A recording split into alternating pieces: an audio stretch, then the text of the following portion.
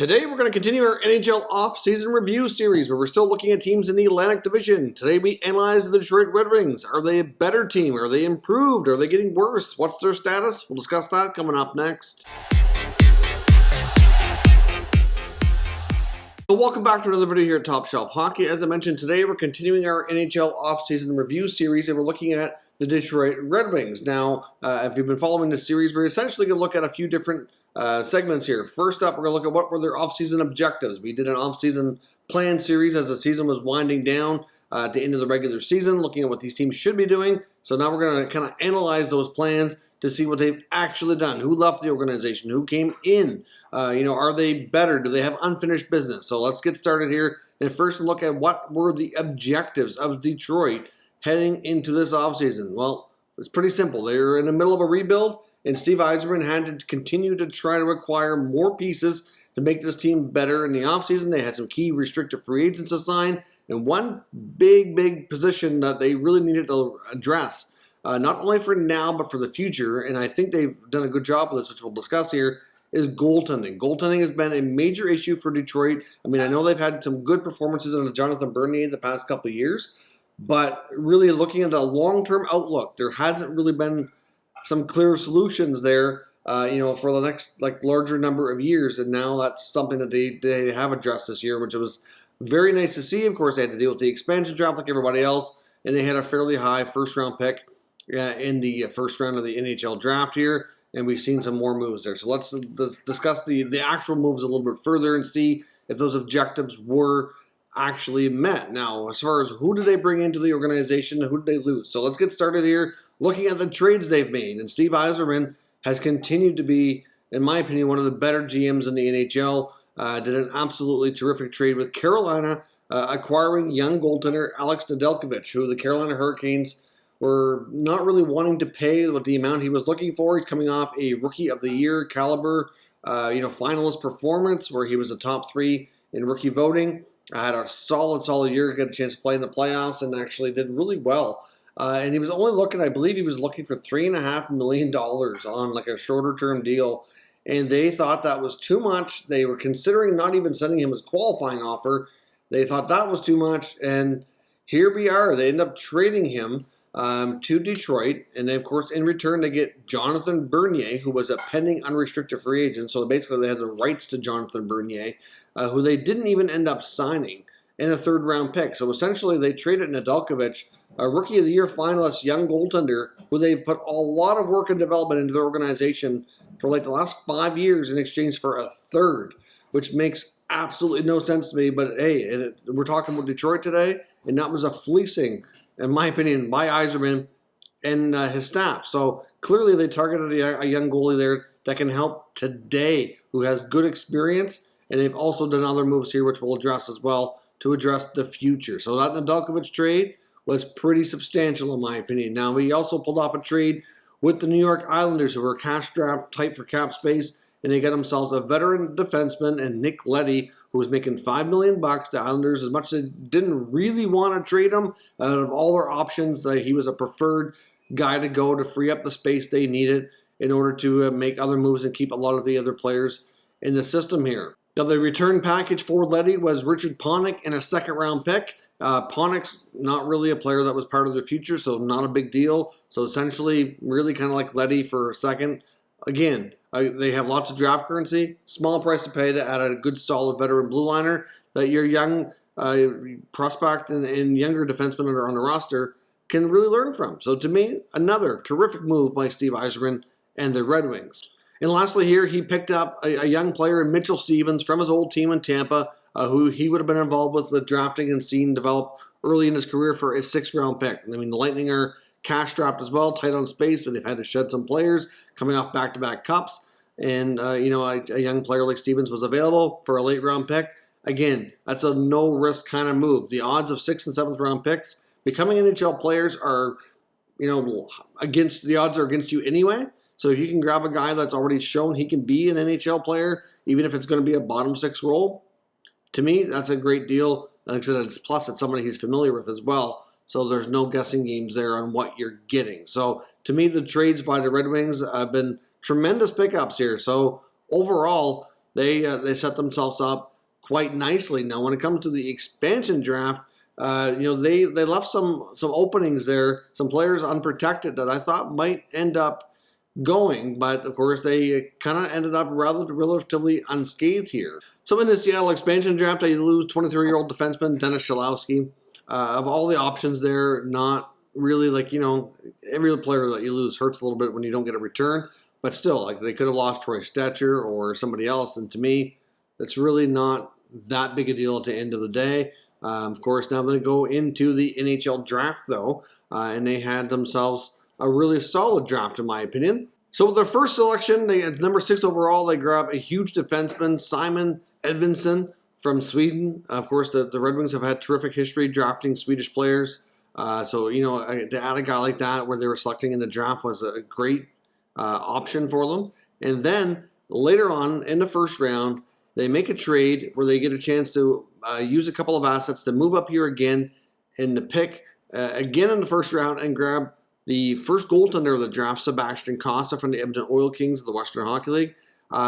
Between him and Wallstedt were the top 2 goalies, and many thought Wallstedt would go first. And again, with the linkage to the Red Wings and European players and Swedish players, many thought if they had a chance to do that, they might. But they go with Cossa, but still, he's a terrific goalie prospect. And so by adding Nedeljkovic and then Cossa, that's a terrific addition to address their goaltending. Nedeljkovic is only 23 years old. You can let Cossa continue to percolate in between junior and the minors for a couple of years to really hone his craft, and then that could be your potential tandem for the future. So to me, another really wise, sly move here by Yzerman to move up and kind of break the draft open and grab the first goaltender. Now, as far as who did they bring into the organization, well, of course, they made some signings here. They brought back a few players. They re-signed Mark Stahl to a short-term deal. 1 year, $2 million, not a big deal. They get Tyler Bertuzzi signed for a couple of years. He'll be UFA at the end of that contract. There's some word about his future. He was been mentioned as a trade piece, so hard to say where Tyler Bertuzzi fits in long term, but still a player that certainly helps them today, as long as he's there for sure. They also brought back veteran Sam Gagner on a short-term deal. Again, a guy who's been there for a little while now. Yzerman seems to like him. He can, play center. He can play, do face-offs and be a good leader, good, teacher for the young guys to have around for sure. So again, another guy that was worthwhile bringing back, considering where they're at with their roster and their rebuild here. They also snatched up Pius Suter, who became a free agent after not getting qualified from the Blackhawks. Again, another young player who they snatched up for nothing and gave they might have paid him a little bit more than he would have got elsewhere, but still. Sometimes you have to overpay to bring a guy in like that, but they have all kinds of cap space. And like I said, he was another solid rookie last year. He's been, a player in Switzerland looking to make the jump for a while. He's attended NHL development camps before. I'm surprised it took him so long to get signed, to be honest. But so again, and he's a player that has connections with a couple of their other Red Wings from junior, who he played with Tyler Bertuzzi and Robbie Fabry. So maybe they can rejuvenate some chemistry that they had back in their OHL days. So we'll see about that. But again, another young player who he was able to snag with for no cost. And he also brought in a veteran defenseman in Jordan Osterley. Again, short-term deal, comes over from the Coyotes, fills a role for the Red Wings as they go through this rebuild here as well. Now, before we jump into the rest of the video, looking at the departures and is the team better or not and their objectives, I do need to pause for a moment. And I want to acknowledge one of our channel sponsors, Exter Smart Wallets. Top Shelf Hockey is proud to be sponsored by Exter. Forbes calls Exter the most successful smart wallet brand in the world. They certainly have high-quality products, high-grade leather. You can put all your cards in your wallet with RFID protection, and you can track it worldwide. That's the best part. You don't have to worry about losing your wallet and not being able to track it down. They have a great selection of products to choose from here, a variety of colors and styles, something to surely help for everyone. As you can see in the demonstration here for the product I have, this is a beautiful packaging, high quality. When you open it up, you get a high quality wallet with lots of slots for your cards. You have yourself a money clip if you want to carry cash on you here as well. And certainly, as you can see, the quality is outstanding. And here you can see the switch where you can help open up your cards. You just one little click and boom, everything fans out right in front of you. Easy to access. Your cards are protected. And here's the back where you have yet another slot. A terrific overall product. and I can't recommend these enough. Extra ships worldwide, and you can check out the link down below in the description as well as the pinned comment to buy yours today. So thanks very much for watching that video. Greatly appreciated. Great products. I highly recommend you check it out. The link for them is in the pinned comment at the top here of the page below the video. So certainly consider checking that out. Some great wallet products. And you don't have to worry about losing your wallet, which is the best part because you have a tracker there so that you can be foolproof on that front. Now, as far as who left the Red Wings, what changes have they made? Well, they had some veteran guys leave town. Like Darren Helm was there a long time, long veteran Red Wing. Departs via free agency, heads to Colorado. At this point, it's looking like they're not bringing back Bobby Ryan, who signed a one-year deal last year. He got off to a great start, but again, like we've seen the last number of years in Ottawa before that, inconsistency, injury, and it's derailed him big time with his career, and I'm not sure what the future holds for Bobby at this point because he's yet to sign anywheres. I wouldn't be surprised if somebody throws him either a one-year deal or at the very least invites him to training camp on a tryout to see what happens. Same time, he's got a lot going on. You know, he's a couple small kids now. He's gone through a lot of injuries. Does he want to continue playing? I haven't really heard anything from Bobby in that respect, so I guess we'll have to wait and see what his future holds. But he's not likely returning. Of course, as I mentioned in the trade pieces earlier, that Jonathan Bernier has been one of their main goaltenders for the last while is out, so they'll run with Thomas Greiss and Alex Nedeljkovic, so that's a pretty decent combo there, in my opinion, really, overall. Like, they have the veteran Greiss, the youngster Nedeljkovic.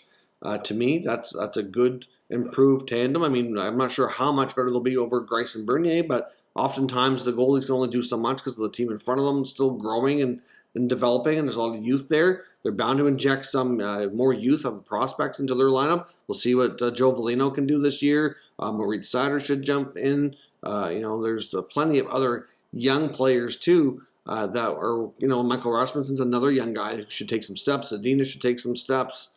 Lucas Raymond could possibly be a factor this year. I'm not sure what their plans are for him at this point, but the Red Wings are certainly a team that I think, for the most part here, have addressed a lot of their objectives. They solidified goaltending for now and the future, which I thought was huge for them.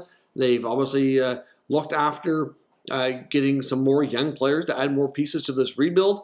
But do they have more unfinished business? They do, because they still have some more restricted free agents to deal with. Now, at this stage of the offseason, that's not a shocker. A lot of teams leave RFA stuff until August. This offseason here is a little different as well with the timelines because of the season calendar that we were following. But still, we got through the expansion draft. We got through free agency. We got through the NHL draft. Now we're getting to the point where the RFA stuff is more paramount. They have, a number of weeks left here before training camps start ramping up. So that's what we're seeing now. So they still have guys like Philip Hronek, and they've got Adam Ernie. And, of course, Jacob Verana, who they acquired from the Capitals for Anthony Mantha last year at the deadline. So, that was a pretty solid deal. So those guys need to get signed, and there's really nothing to worry about in that respect. But are the Red Wings a better team? Are they taking any steps backwards? Are they about the same as last year? To me, I think that they can only go up. The Red Wings made a lot of good moves this year. Are they going to be vastly improved? No, I don't think so. But a lot of it's going to depend on the kids and how much development we see. Look at what we saw from the second half of the year in Ottawa last year. The kids really took off. Will they see that kind of progress in Detroit this year? It's a possibility. I wouldn't really rule it out, but they have good goaltending. Fair to say that the decor is probably a little bit better. And in the forward group, it's not a drastic differently group. You have a few different faces in there. But like I said, it's all about the youth here. I think they'll be just a little bit better, but we're also going back to the Atlantic Division. They're going to be in tough with Tampa, Florida, Montreal, Toronto, Boston, Ottawa. Those teams are likely all going to finish ahead of them. I see them probably finishing ahead of Buffalo, depending on what they do. So they're slowly working their way up there, but they have a ways to go before they get out of this rebuild. So let me know your thoughts on the Red Wings offseason. Do you feel they're going to be a better team? What do you think of their unfinished business that's still to come here? And let me know what you expect from them heading into this upcoming season, and any additional moves you think they'll make before the season starts. So if you're new to this channel, make sure you subscribe and stick around. We'll keep you up to date with all the latest news, rumors, and analysis here on all 32 NHL teams. Thank you for watching, and I'll catch you next time.